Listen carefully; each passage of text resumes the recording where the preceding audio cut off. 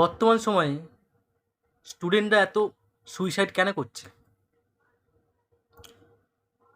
আমরা প্রায় প্রতিনিয়তই খবর পাচ্ছি যে কোটা থেকে কোনো একটা স্টুডেন্ট সে সুইসাইড করে নিয়েছে।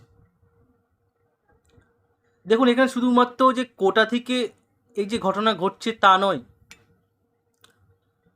আমাদের দেশের বিভিন্ন জায়গায় স্টুডেন্টরা আনফর্চুনেটলি তারাই পদক্ষেপটা নিচ্ছে, তারা সুইসাইড করছে। কোনো খবর দেখানো হয়, কোনো খবর দেখানো হয় না। তাহলে কেন করছে স্টুডেন্টরা, কেন সুইসাইড করছে, কেন এরকম চরম পদক্ষেপ নিতে বাধ্য হচ্ছে?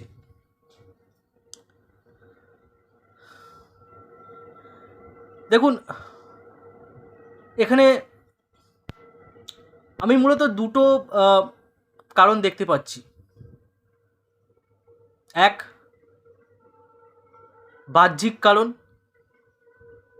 দুই, ভেতরের কিছু কারণ আছে। এখন বাহ্যিক কারণটা কি? দেখুন, বাহ্যিক কারণ বলতে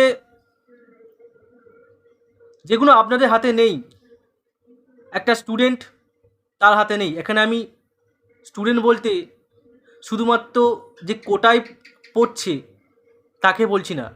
আমি স্টুডেন্ট বলতে একটা ছেলে যে মাধ্যমিক দিচ্ছে, একটা মেয়ে মাধ্যমিক দিচ্ছে, একটা ছেলে বা একটা মেয়ে উচ্চ মাধ্যমিক যে দিচ্ছে, বা একটা ছেলে বা একটা মেয়ে ওই যে এসএসসির প্রাইমারি পরীক্ষা দিচ্ছে বা আপার প্রাইমারি পরীক্ষা দিচ্ছে, তাদের কথা আমি বলছি। এখন আপনি হয়তো শুনে থাকবেন বা নাও থাকতে পারেন, কিন্তু হয়তো ভবিষ্যতে এটা হতে পারে যে এসএসসি এই যে 2016 যে স্ক্যামটা হলো, এখন এই স্ক্যামের ফলস্বরূপ অনেক ছেলেই তো চাকরি হারালো।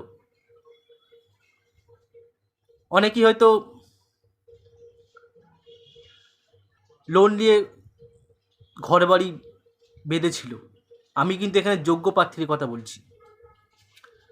কিন্তু আজ যদি তাদের চাকরি না থাকে, কেবলমাত্র ওই অযোগ্য চাকরি প্রার্থীদের জন্য, তাহলে তারা কিন্তু আজ পথে বসে গেল। তারা কি করে লোন শোধ করবে তারা জানে না। এছাড়াও যারা যোগ্য চাকরি প্রার্থী, যারা ধর্মতলায় বসে আন্দোলন করছে, যাদের নাম লিস্টে থাকার কথা কিন্তু নেই, তারাও তাদের আজ ভবিষ্যৎ নিয়ে অন্ধকারে আছে।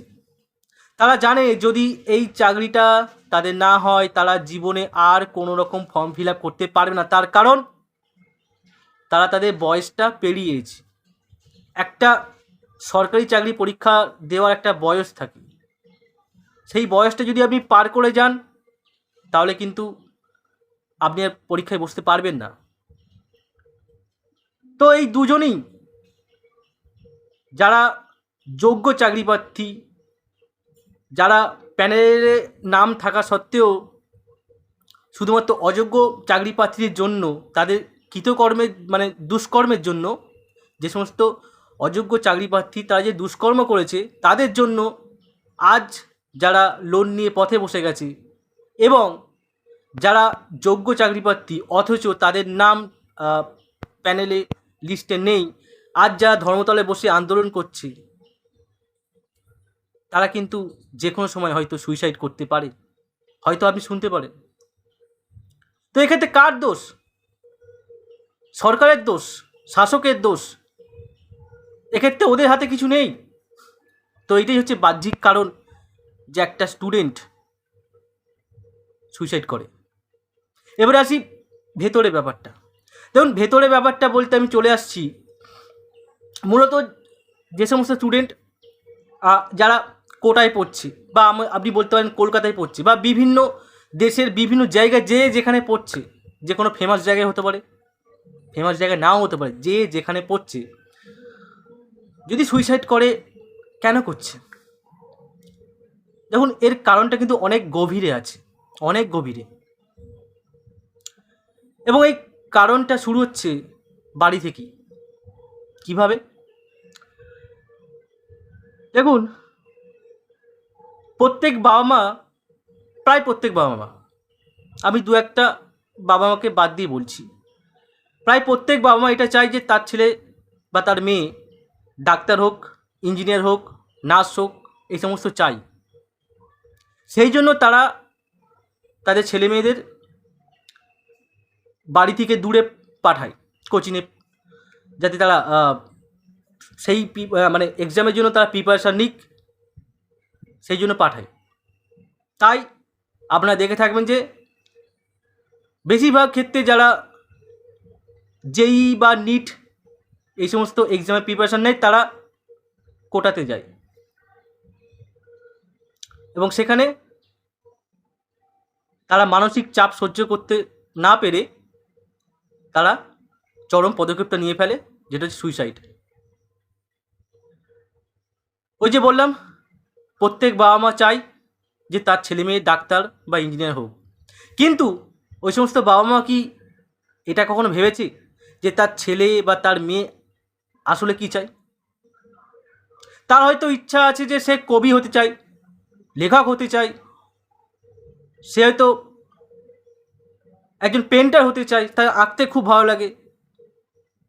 ওই সমস্ত বাবা মারা কোনোদিন ভেবেছে? ওই সমস্ত বাবা মারা কি মনে করে নিজেদেরকে, যে তাদের ছেলেমেয়েরা কি তাদের স্বপ্ন পূরণ করার জন্য পৃথিবীতে এসেছে? তারা কি ওদের দাস? আমি তাদের জিজ্ঞেস করতে চাই, কেন তারা এই সমস্ত করছে? একটা ছেলে মেয়ে কী হতে চায় একজন বাবা মা হয়ে কেন আপনারা জিজ্ঞেস করেননি? এটা আপনাদের কর্তব্য। আপনারা আপনাদের যে স্বপ্ন, ব্যর্থ স্বপ্ন হয়েছে, যেগুলো আপনারা পূরণ করতে পারেননি, সেই সবগুলো কেন আপনারা আপনাদের ছেলেমেয়ের ওপর চাপিয়ে দিচ্ছেন? আপনারা তো আপনাদের লাইফ কাটিয়ে ফেলেছেন, এখন আপনারা ছেলেদেরকে, আপনাদের মেয়েদেরকে তাদের লাইফটা মানে নিজের মতন করে বাঁচতে দিন না। দেখুন, এই সমস্ত ঘটেই থাকে মূলত এই যে বাবা মাদের একটা অত্যাধিক চাহিদা থাকে, সেই চাহিদার জন্যই আজ ছোটো ছোটো ছেলেমেয়েরা এইরকম ভুল পদক্ষেপ নিচ্ছে। একটা ছেলে মেয়ে কী হতে চায় তার বাবা মা যদি না জানে, তাহলে ওই সমস্ত বাবা মা হিসাবে ব্যর্থ। কারণ তারা নামে তো শুধু বাবা মা হলো, কিন্তু বন্ধু হতে পারলো না। একটা গার্জেন, একজন গার্জেন যদি সে তার ছেলেমেয়ের মনের কথা বুঝতে না পারে, তার ছেলেমেয়েরা কী চায় সেটা যদি না জানে, তাহলে কি হলো? তো আমি মনে করি যে এখানে বাবা মাদের অনেক ভূমিকা আছে। আপনার ছেলে মেয়ে কী চাই, কী হতে চাই, সেইগুলোকে প্রাধান্য দিন। নাকি আপনি যেটা হতে চাইছিলেন, আনফর্চুনেটলি আপনি হতে পারেননি, সেই জিনিসগুলো আপনার ছেলে মেয়েদের উপর চাপ দেবেন যে তুই বাবু এইটা, তোকে এটা হতেই হবে, তার জন্য তোকে এই এক্সাম দিতেই হবে। কেন? আপনার লাইফ আলাদা ছিল, আপনার ছেলেমেয়ের লাইফ আলাদা। তো আমি সেই সমস্ত বাবা মাদের এটাই বলতে চাইবো যে দেখো, তোমরা তোমাদের লাইফ কাটিয়ে ফেলেছো, এবারে তোমরা তোমাদের ছেলে মেয়েদের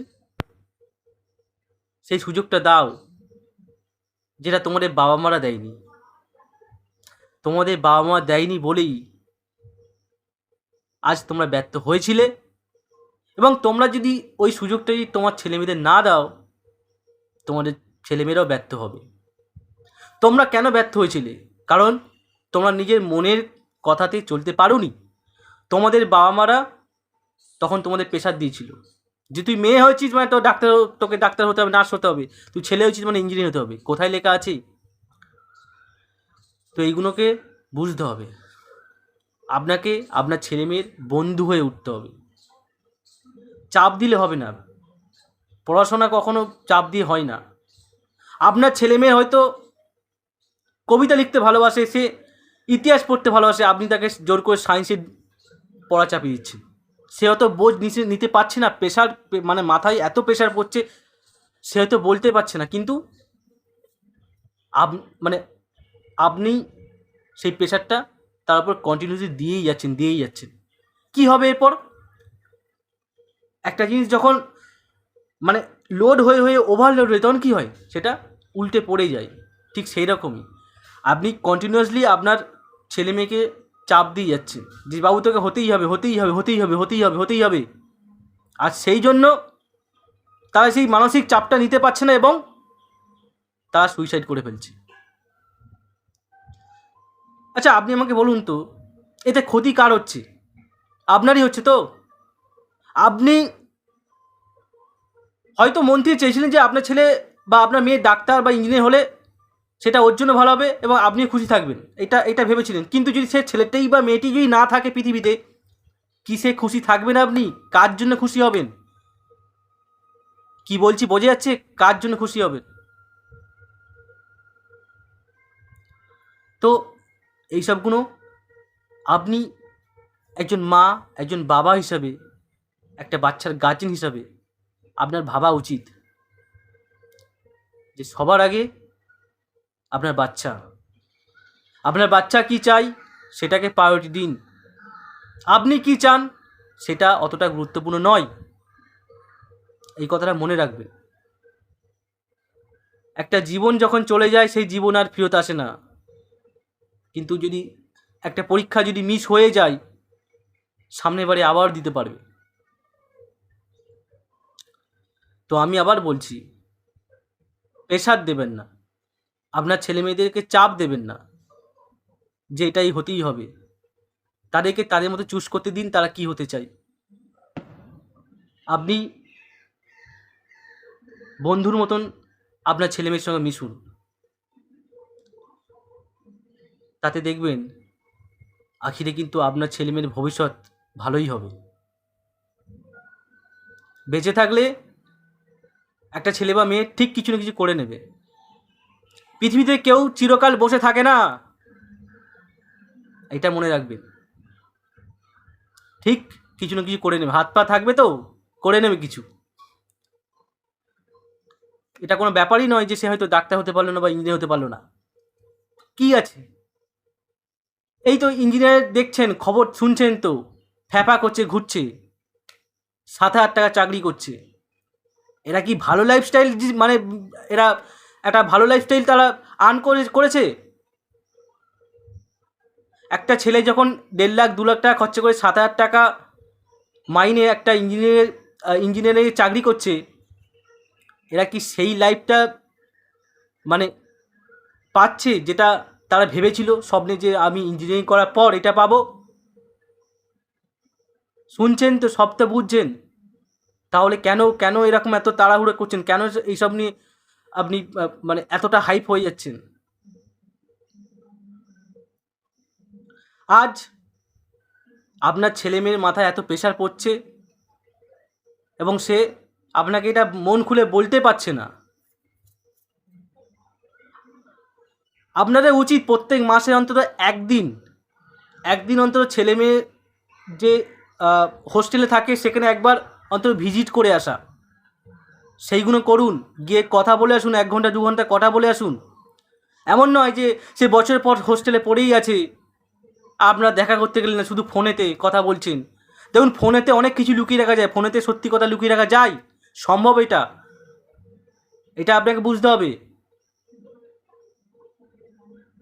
এবং একটা ছেলে বা একটা মেয়ে যখন সে আর মিথ্যা কথা বলতে পারছে না, মানে এমন একটা পজিশনে এসে গেছে যেখানে তার দেয়ালে পিঠ হয়ে গেছে, কত সে আপনাকে মিথ্যে কথা বলতে মানে সে বলবে, তার দ্বারা হচ্ছে না, সে ভালো রেজাল্ট করতে পারছে না, বা সে দেখতে পাচ্ছে এইসব জিনিস আর মাথায় ঢুকছে না, সে তাই আপনাকে প্রথমে মিথ্যা কথা বলেছে অল্প, তারপর বলেই যাচ্ছে, আপনি ঘরেতে ফোনেতে শুনে যাচ্ছেন। কিন্তু রেজাল্টের পর সে কী দেখলো? সে ক্লিয়ার করতে পারলো না, সে নিট ক্লিয়ার করতে পারলো না, সে জেই ক্লিয়ার করতে পারলো না। এবং অনেক সময় এটাই হয় যে পরীক্ষা দেওয়ার আগেই হয়তো তারা এই সিদ্ধান্তটা নিয়ে নেয়। তাই আমি বলবো